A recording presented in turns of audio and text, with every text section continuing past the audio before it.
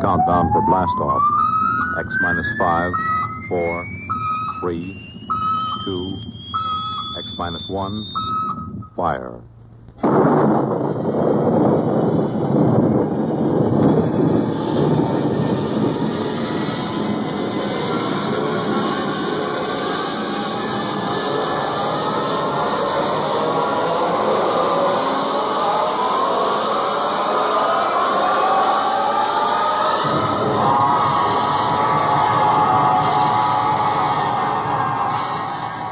From the far horizons of the unknown come transcribed tales of new dimensions in time and space. These are stories of the future, adventures in which you'll live in a million, could be years, on 1,000, maybe worlds. X minus 1.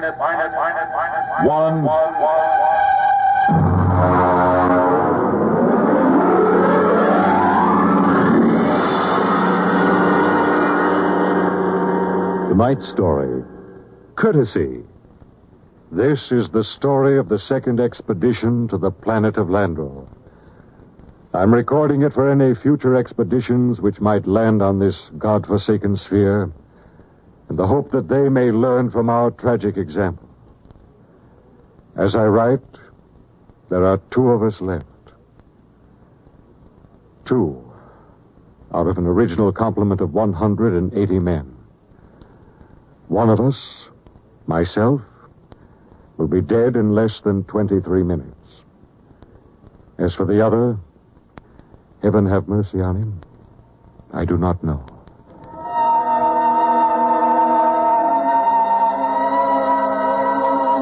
On June 3rd, 1997, less than 2 months ago, the last of our supply ships blasted off from Lando for their return to Earth. After it had gone, I remember looking out across the plain at the dead city, one of thousands that dotted this planet. It had tall, graceful buildings, atomic power systems, vacuum conveyors, all perfect, all deserted, all ominous. How had it happened? The best guess was that the plague had frightened the original inhabitants of the planet so that they'd piled into rocket ships and headed for some distant planet. I often wondered why a civilization so advanced as Landro could not find a serum to beat the plague. It had taken our Earth doctors less than 6 months to develop an immunization method. Well, maybe those aborigines back in the hills knew the answer. That strange, ugly little people who had taken to the caves the day we landed.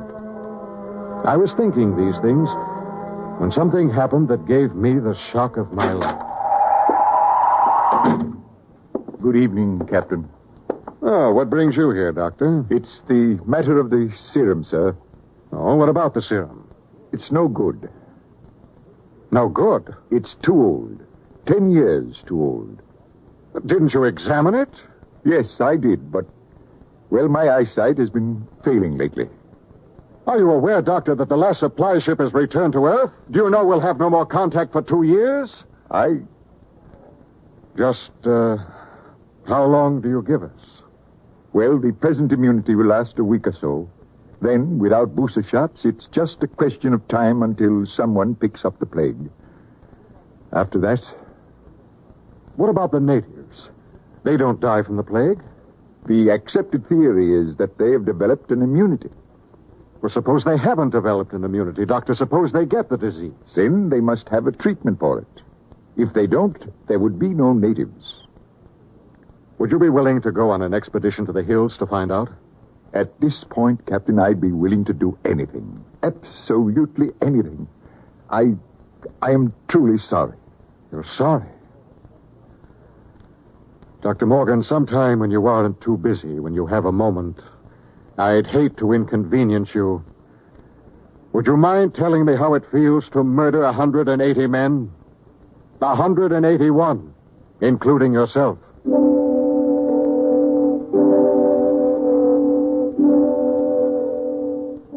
I did a lot of thinking after Dr. Morgan left my hut. It was still unreal for me. After all, the planning of an expedition was no simple thing. You put into it the result of years of training and experience, years of study at the academy, years of learning how to handle men and natives. Every man on my crew was hand-picked for his skill.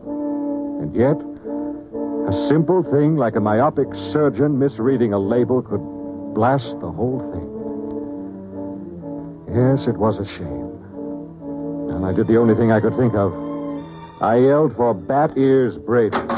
Brady! Get your carcass in here. Take the lead out. Okay. Well, what's up?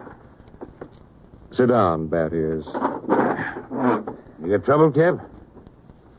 We got trouble. What? The serum's no good. What? Morgan forgot to check it. It's 10 years too old. Holy jumping snails. You're going to court-martial That wouldn't do much good. We'll all be dead pretty soon unless somebody figures something out. Well, what are you going to do, Cap? Well, there's only one chance. One chance in 10 million. What? The natives. Them cave rats. What good can they do us? Now, they don't get the plague, so maybe they know a cure. Okay. Let's get a few of them and beat it out of them. That's why you're here. Shoot. How'd you like to come along on a little expedition up to the cave country? You, me, the doctor, and Faulkner. Faulkner? Now, listen, Cap, he's worse than the doctor. Yes, but he knows more about the native culture than anybody here. He's the only one who's completely familiar with the records of the first expedition. Okay, so it's me, you, the doc, and Faulkner. When do we start? Tonight, in half an hour. We should reach the cave country by tomorrow. With luck, we'll be able to find natives before night.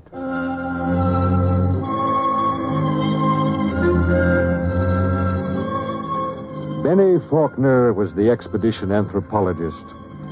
One of the most unfortunate-looking individuals I've ever met. An ugly man with large ears and a big nose. His body was small and consumptive, but he had a good brain, and he was the best anthropologist the Interplanet Institute could recommend. He and Dr. Morgan were the only two civilians on the expedition. We set out, and after several hours hard walking... Cap. Now, what is it? Don't look now, but very slowly turn your eyes to the right and look behind that big yellow rock. Okay. You see anything? No? Well, keep looking. Don't stop walking or let on. Okay. There. Yes, it looked like a shadow or something. It's one of them gimpos. He's been following us now for almost an hour, dodging in and out behind the rocks. Shall I bring him in? No, not yet. Just pretend you don't see him. Tell the others, if they notice, to show no fear. There's nothing will start these simple-minded cavemen like fear.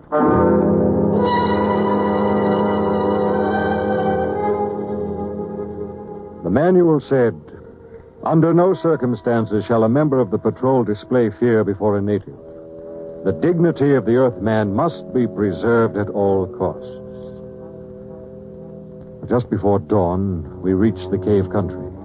We were tired and hungry, and we stopped to cook some food and rest. Everything was quiet. There was no sign of the Gimpo, which had been trailing us until... Okay, get in there, you sneaking little monkey man. Come on, before I break this shovel on your stern. Yeah, what's the trouble? Cap, I caught me one of these gimpos sneaking around outside the tent. Bring him in the light of the fire. We can get a look at him. Faulkner? Yes, sir? Keep an eye on him. Try to establish some communication. All right, get in there. Look out. No need to knock him down, Bat Ears. Oh, that's the only language they understand. See if you can reach him, Faulkner. Okay, Captain.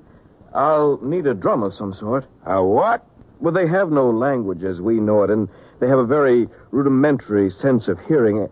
I find they communicate with one another through a very primitive kind of vibration of the tongue. The closest I can come is a series of drum beats, a sort of Morse code.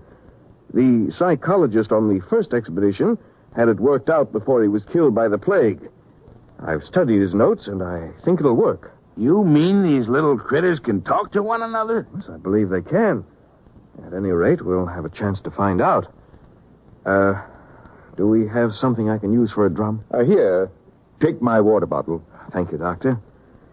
Now, I'll tap it 3 times. That's a greeting of some sort. Just a moment. Yes, sir?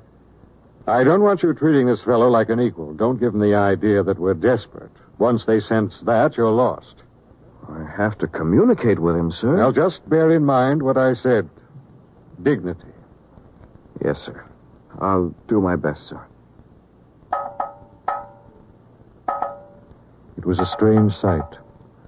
On one side of the water bottle crouched little Benny Faulkner, looking for all the world like a human spider. Across from him crouched the Landrian, a humpbacked, gray little creature with an enormous head and those huge, soft lavender eyes. Every few moments, one would stop the strange tattoo of communication, and the other would take it up. I'm setting forth in this narrative the most vital part of their conversation, as Benny Faulkner later transcribed it from the best of his memory. Benny asked, "Why were your cities abandoned? Was it the plague?" The native said yes. Benny said, "Do you still fear the plague?" The native answered yes. "Do any of your people become afflicted?" The answer was some. "How do you treat them?" Silence. "How can we find a cure for the plague?" More silence. Then the native said, "Go among my people." Benny asked, "Will we find the answer among your people?" And the native replied, "My people have the answer." Benny said, "Will you tell me the answer?" The native repeated, "Go among my people." As far as the Landrian was concerned, the conversation was ended. He rose to go, and Faulkner stepped from his path, but Brady was there to ensure the bet. Hold on there, bucko. You ain't going no place. Don't maltreat him, Brady. What did he say, Benny? He says his people have the answer. What do you think? There may be some truth in it. He says some of his people still get the plague. That must mean it isn't a question of immunity. They must have a cure. Well, he wasn't clear on that. Then they must have a vaccine to keep it from spreading. Does he know? His answer is for us to go among his people. Well, that leaves it up to us. The first level of caves is on top of that cliff about a mile ahead. It's a trap. I'll bet my last dollar on it. Well, maybe not. And we'll have to risk it. Wait. Well? Let me go. I got you all into this. But how will you talk? Benny here can give me enough of the code so I can ask the big question. You understand that they might just decide to cut your throat? I'm fully aware of the risk. All right, Doctor. You go ahead. We'll wait at the foot of the cliff. If you aren't back down in 3 hours, we'll come up after you. What about the Gimpo here? We'll hold him as a hostage to ensure the doctor's safety. If the doc comes back, all right, we'll let him go. If not, well, that's your job, Brady. A pleasure.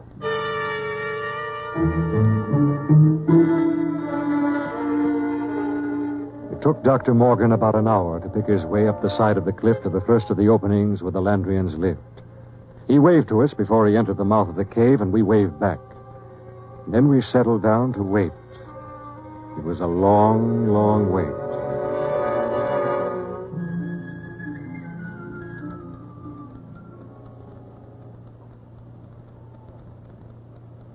8 o'clock. He's been up there more than 3 hours, Cap. Well, we'll give him a little more time. It's getting colder. Yes, keep that fire going. How much longer are you going to wait, Cap? Oh, we've got lots of time. You'd think we'd have heard of something by now if they was going to knock him off, I mean. No, not necessarily. Wait. Look, up on the cliff. That's him, all right. Hey, what's he running for? Oh, no, he looks scared. That crazy fool, if he don't look out... Doctor! Dr. Morgan, look out! Look out!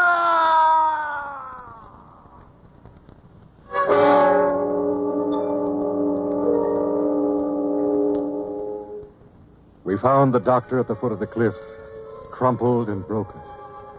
There were no marks on his body, nothing except a twisted, mocking grin on his face. Oh, yes, and one other thing. Scrawled across the pad he had taken with him on which to make notes concerning the answer was a single word. The word was courtesy. We threw the paper away. The expedition was a failure, though Bat Ears claimed he'd get it out of the Gimpo if I'd let him.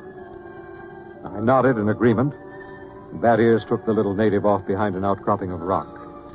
He was back in 15 minutes, dripping with sweat. Well? Let's go, Cap. Nothing. But nothing. Is he... They ain't made very good, these little gray people. They come apart too easy, so... Let's go, huh, Cap? All right. Benny... Benny, what is it? I feel kind of sick. All of a sudden. In the back of my head, a dull kind of pain. Let me see your tongue. Come on, give him a hand, Bat Ears. We've got to get him back to camp. What is it?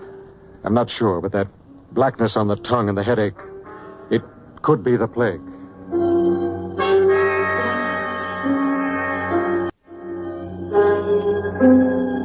By the time we got Benny Faulkner back to camp, he had the red spots on his body, and then the fever began to rage. It was the plague, no mistake about it.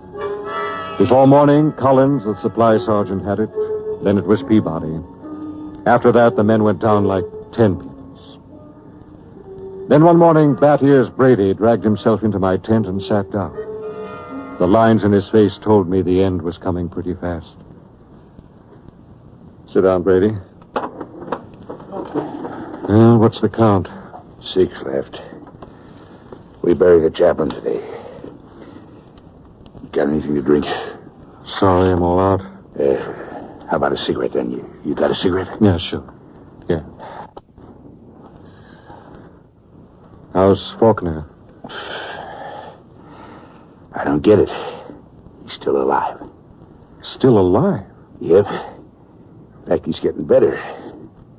He's sitting up. Holy mackerel. Oh, this is a good cigarette. It's like any other. No. This one's different, Cap. This is my last. What do you mean, Brady? Take a look at my tongue. See? Little black spots.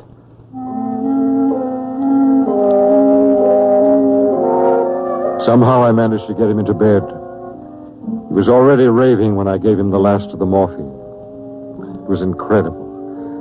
Big, brawling, Bat Ears Brady, a tower of strength, lying sick and whimpering on a cot. When he died, I went out on the moors to think.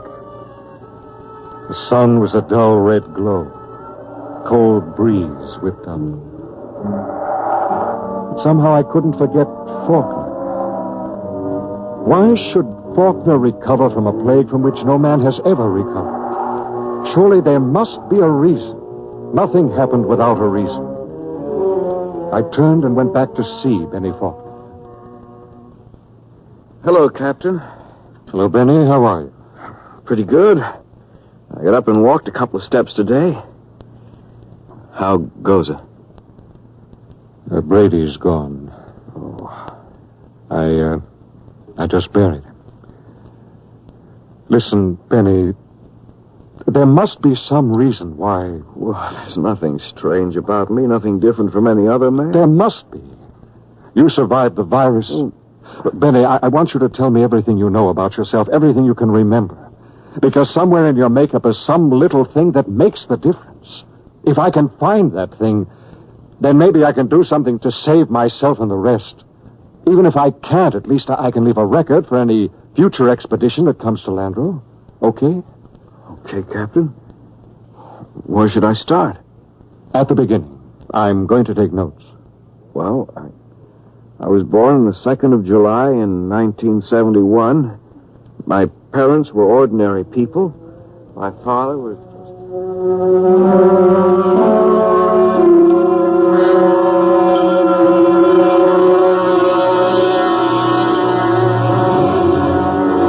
Look, Captain, I've told you everything I can remember. 3 days now you've gone over me, pawed me, questioned me. What else can I tell you? Benny, let's go over that last part once again. Where should I start? Take it from where the native started to walk away. You stepped out of his path, and Brady grabbed you. Okay, so I stepped out of his path. Why? What do you mean, why? Why did you step out of his path? Why not?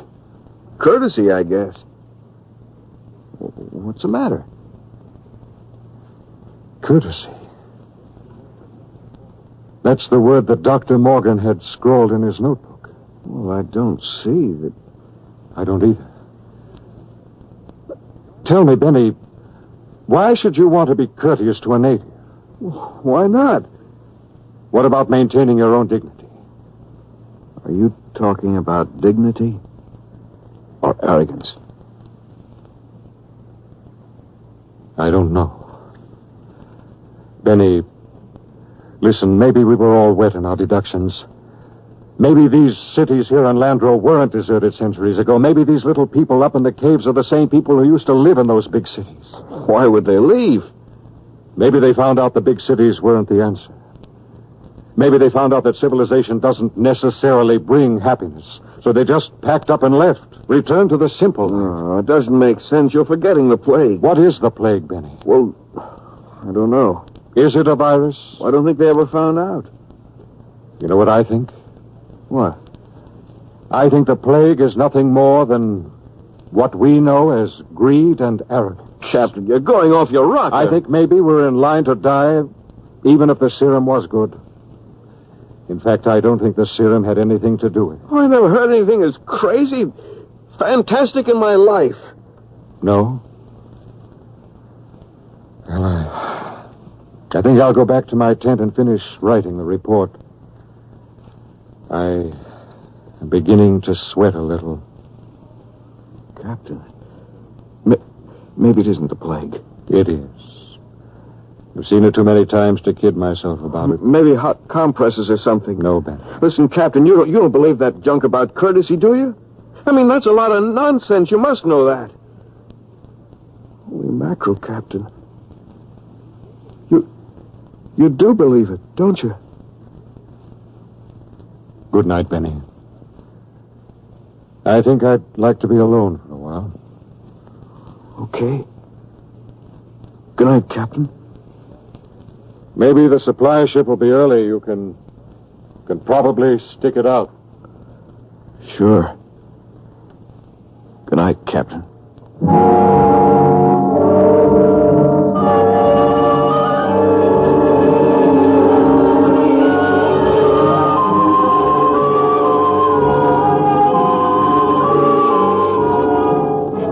This concludes my report.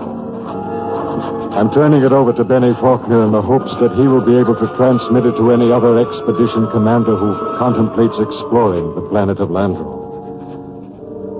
The fever is beginning to mount now. My hands tremble as I write. The end should not be far off. There's little question in my mind as to what it will be. You see, I didn't have a chance.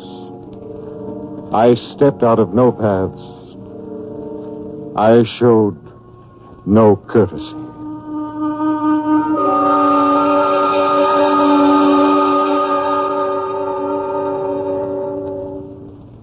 Tonight, by transcription, X-1 has brought you Courtesy, adapted for radio by George Lefferts from the story by Clifford Simad. Featured in the cast were Brett Morrison as Captain Ira Warren, Arnold Robertson as Bat Ears Brady, Edwin Jerome as Dr. Morgan, and Bill Griffiths as Benny Faulkner. Your announcer, Fred Collins.